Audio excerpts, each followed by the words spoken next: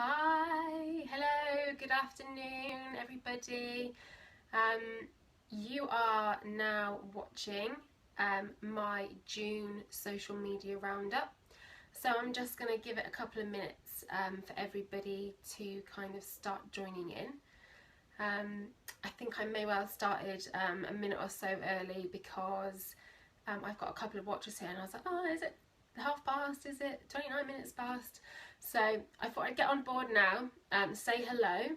My name is Natalie Luckham. For anybody who starts to watch this on the replay or is watching this live, doesn't know what I do. I run a business, a social media management and training consultancy, where we're very much dedicated to helping individuals, businesses and organisations to make sense of social media. So rather than sending out a monthly newsletter with all the changes and updates about things that happen in the world of social media marketing and social media communications, I thought it would be a great way to kind of engage with you all and give you something in the palm of your hand and stream live to you once a month. So this is our second one, and this is how it's going to look. It's going to be about 20 minutes long. I'm going to sort of go over the main things that have happened across channels like Facebook, Twitter, Snapchat, Instagram, etc. And there's also a few points that I bring up as well about personal use.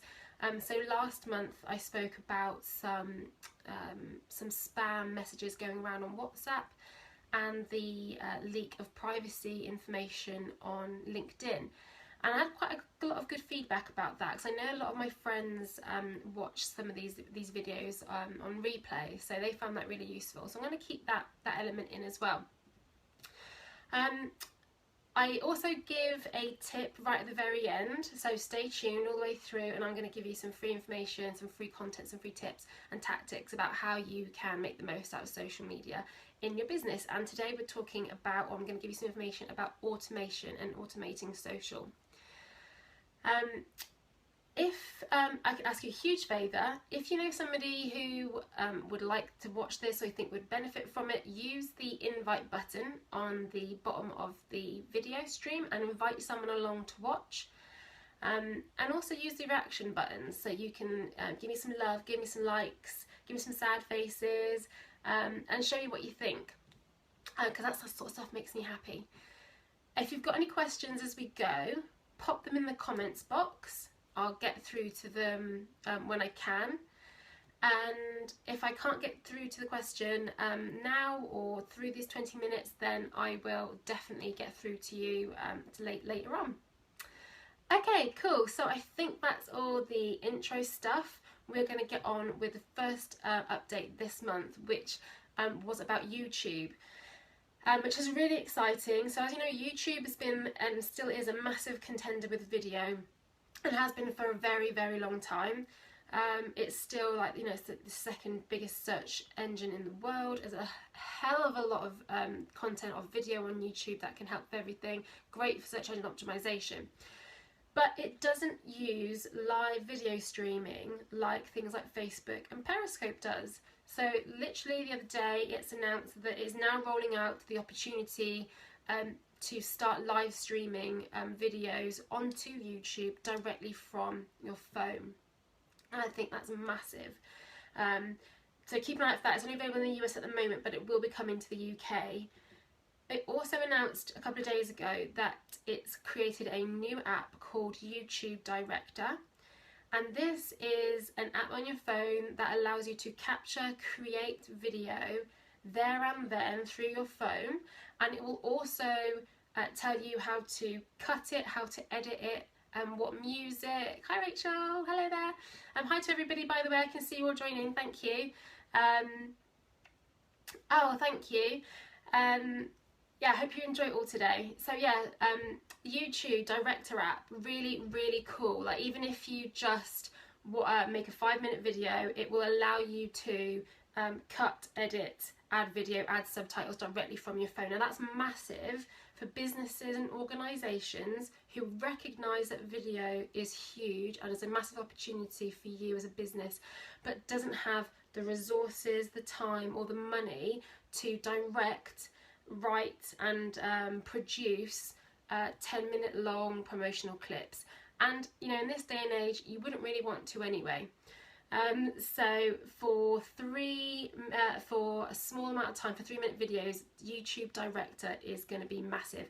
Again, it's only available in the US at the moment, but look out for it. It's coming to the UK.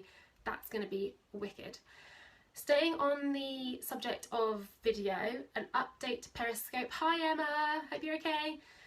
Update to Periscope. You can now, if you've noticed, you can now live stream direct through Twitter. So just by opening up your Twitter app and typing on to tweet, you will get the opportunity, you'll see a little button which is the Periscope symbol, and you can start live streaming directly through Twitter. Now why that's important is because it's going to automatically increase your visibility and your awareness and share your content instantly, rather than relying on people who subscribe to your Periscope channel. So that's a really cool update for Periscope. If there's anybody out there using Periscope for a business capacity or brand capacity, do let me know, because I run a blog where I ask guests to write for me each month about some good content, some good examples that they're doing. Next week I've got someone from Instagram, so if anybody knows anything about Periscope or anybody who's using Periscope really well, drop me a line, that would be great. Okay, so moving on, next update is around Snapchat. Everyone knows I love Snapchat. So it was announced earlier this month that Snapchat now has more daily active daily users than Twitter. So it has 150 million active users each day, and that's massive. That's just showing you, and it's only been here 4 years. The growth of this channel is exponential, and it's really something for brands and businesses to start taking seriously.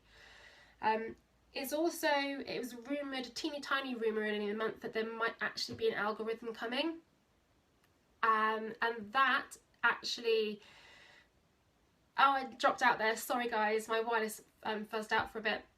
Yeah, so an algorithm is rumoured on Snapchat for a tiny rumour earlier in the month. And they're also now changing their advertising. So they're now they've created advertising partners where they are now starting to make it easier for brands and businesses to advertise. Large brands and businesses, you know, in all fairness. But what that shows is that it means business, and it's not going away anywhere. So for anybody who thinks or is still questioning, is Snapchat actually going to be applicable to our company or to myself as a brand, you know, you really need to invest some time in understanding it. I went into a small business the other day to promote a beginner Facebook course that I'm running later on in the summer. I asked if they used it. They said no, because they quickly realised after starting a page that unless you paid to advertise, your content was seen by very, very few people, and that's absolutely true. Doesn't mean that it's a waste of time, but it is true. Now Snapchat, if you don't get on board or understand it soon, will be very similar, and at the moment it's the only channel that isn't pay to play. There is no algorithm on Snapchat yet, but these changes that have happened this month are just reflecting the fact that things are moving quickly, because it is becoming that popular. And it's best for you to understand it now and be an early adopter than wait for 18, 24 months and it be, you know, catching up quickly.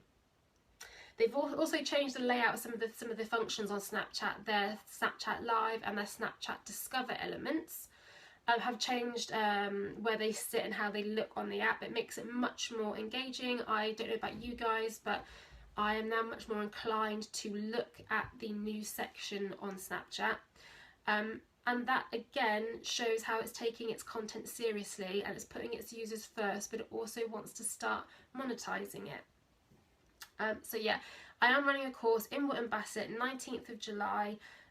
It's on my Facebook page. Find out some information. It's a tiny investment. It's 2 hours long. Come and listen and understand about how brands and businesses are using Snapchat at the moment. Even if you decide it can't be part of your brand strategy, it isn't worth not taking it seriously now or finding out a bit about it. Cool, so that was Snapchat. Next we're going to go on to Facebook, and here's some personal updates as well for you as individual users. Over the past couple of weeks, I've seen loads of these horrible hoax, copy and paste statuses going around again. Copy this, tomorrow morning your profile's going to go public and they're going to start charging you for your content and you're going to lose all privacy. Guys, this is a hoax and you do not need to do it. When these things go around, any of these copy and paste into your status update in order to protect your profile is a load of nonsense. Please don't listen to it. If you're ever questioning whether or not it is real or not, I would implore you to go to that'snonsense.com or follow that'snonsense.com or follow them on Facebook. They've got a Facebook page and they actually publish hoaxes regularly when they see these things going around. And also go to Facebook itself, go onto the blog. If Facebook decide they're going to make everybody's profiles public, they're going to tell you about it first. They're not going to let something kind of a snowball around the entire site. Cool, so that's about hoaxes. There was also some information earlier on in the month about some EU code of conduct, which means that Facebook, Twitter, Microsoft are now obligated to take down and fully investigate hate crime and racist posts which are reported within 24 hours of it happening. So that's really good to know that they're starting to take that sort of information, those sorts of actions seriously, and that they're being held to account. So I would encourage, if you see any of that content ever on Facebook, then do report it. 360 video, if you haven't had a play with this, do. Again, it's fun in a personal capacity, but as a business or an organisation, all you need is a smartphone and switch it to panoramic mode, and you can now upload automatically 360 view pictures. That is a very quick and simple way of making your content much more engaging for your audience. You can actually download apps now as well that allow you to record in 360 view and take pictures, so it's worth investigating those. But you know, a few months ago Facebook only supported 360 content that was made from 360 cameras and videos, and now it's any old smartphone. So make sure you start utilising that function, because it's fun, it's exciting and it's engaging. And you know, I still see lots of businesses out there who are just simply putting a status update out with a bank photograph that they've had saved from their stock and a link. You know, these tools are there for you to use and can really enhance your content and your engagement levels because of that. So please do. Also, one other thing with Facebook is response graphs on replay. So if you guys have found any live video and you watch it on the replay, if you hold your thumb over, they now have response graphs that show what part of the video had most engagement and most interactions, so when it spikes and when it goes down. So just a little quick tip, if you are catching up on any replay videos, you can actually scan through and get to the bits that might be that Facebook knows as being most interesting perhaps, or had the most involvement at that time. Cool, that was Facebook. Instagram updates, guys. Official announcement of business accounts on Instagram are here. They are being rolled out. In the UK, they're probably likely to be here at the later part of this year, like around September, October, November time. But that's really important because, you know, Instagram now has 300 million daily users, so it's second to Facebook as the most popular engaged social network out there. That means there's big people for you to be talking to and promoting yourself to. And I'm yet to find a business that may not have the right information to promote through Instagram. You just have to be creative. What I would say about business accounts on Instagram is, if you have a Facebook page and you're already using Instagram for your business, go into your settings on your page and attach and connect your Instagram account to your business page by by using your password and login details. Because Facebook owns Instagram, that may slightly bump you up in the queue of rollout, basically. So if Facebook sees that actually this page has an Instagram account attached to it, you may well be rolled out to a lot quicker than somebody who doesn't. You're also going to get access to analytics through Facebook, through Instagram business accounts, which is going to be very exciting for marketers out there. So you can actually start to really measure through the app itself how successful your pictures and your posts are. So that's really good. Algorithm is now here. If anybody has noticed any difference with the algorithm on Instagram, do let me know. I can't say it's made much of a difference. I am still seeing every single post of my friends, it's just in a different timeline. But again, I'd be interested to hear from you guys if the algorithm on Instagram has had much of an impact on the content that you see, and if you're not seeing anything that you particularly want to, or if you're seeing too much of anything else. Or again, if you're using it as a business, how you found that, that would be good to know. Okay, so we've got about 4 minutes left. I'm just going to quickly cover off some things on Twitter. I sent out a post earlier in the month about the 140 character limit being changed. How have you guys found that? I'd be interested to know. Being able to retweet yourselves as well has been an interesting feature, I think. And being able to carry on the conversations a lot more without having people's Twitter handles counted in the 140 character limit has had a massive effect. I think that's really seen people stick to Twitter a lot more and carry on conversations. One of the things that it's now bringing into Twitter is stickers. So you can now take a picture pretty much like Facebook, who ripped it off of Snapchat. You can now take a picture and add in little emojis and stickers just to start making it creative and fun.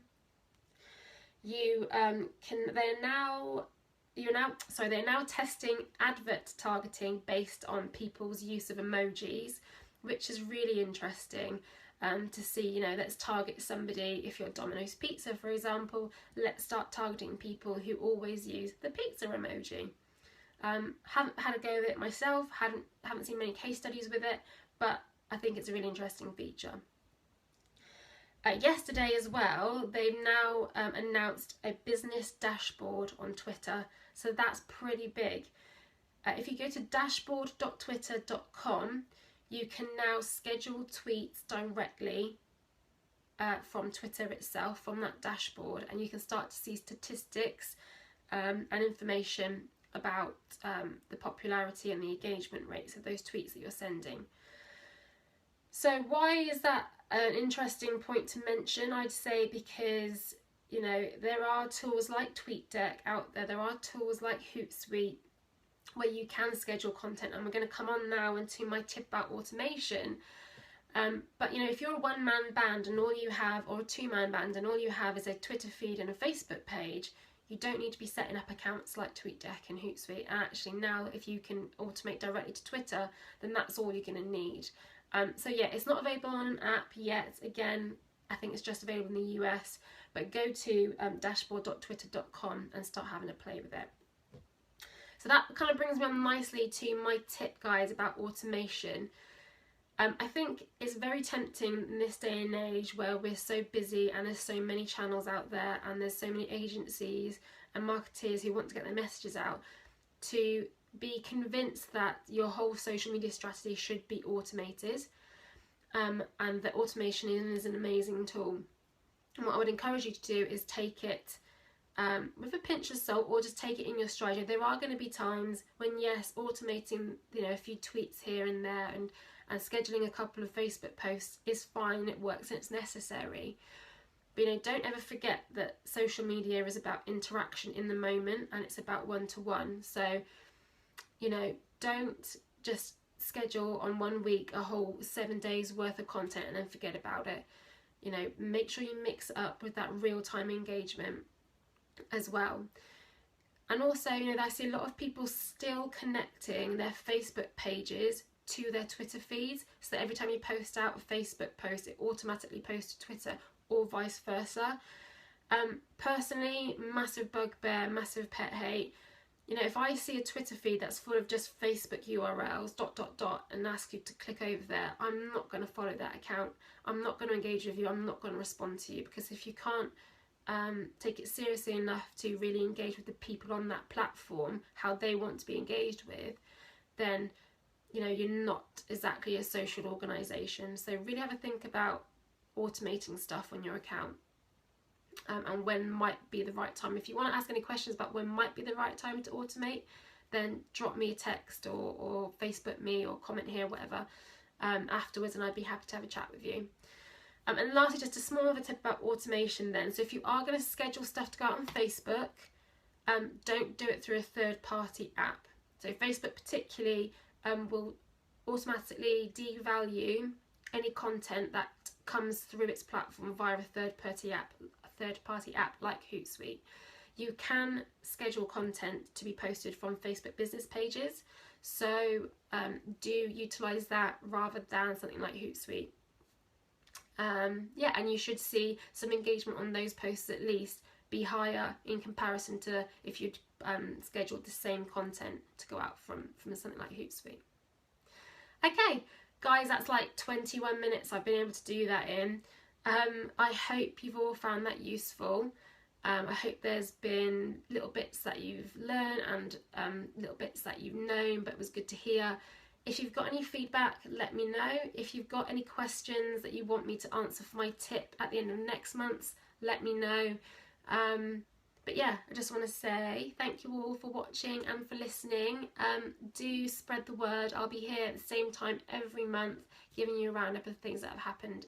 Thanks very much, guys. Take care. Love you, bye.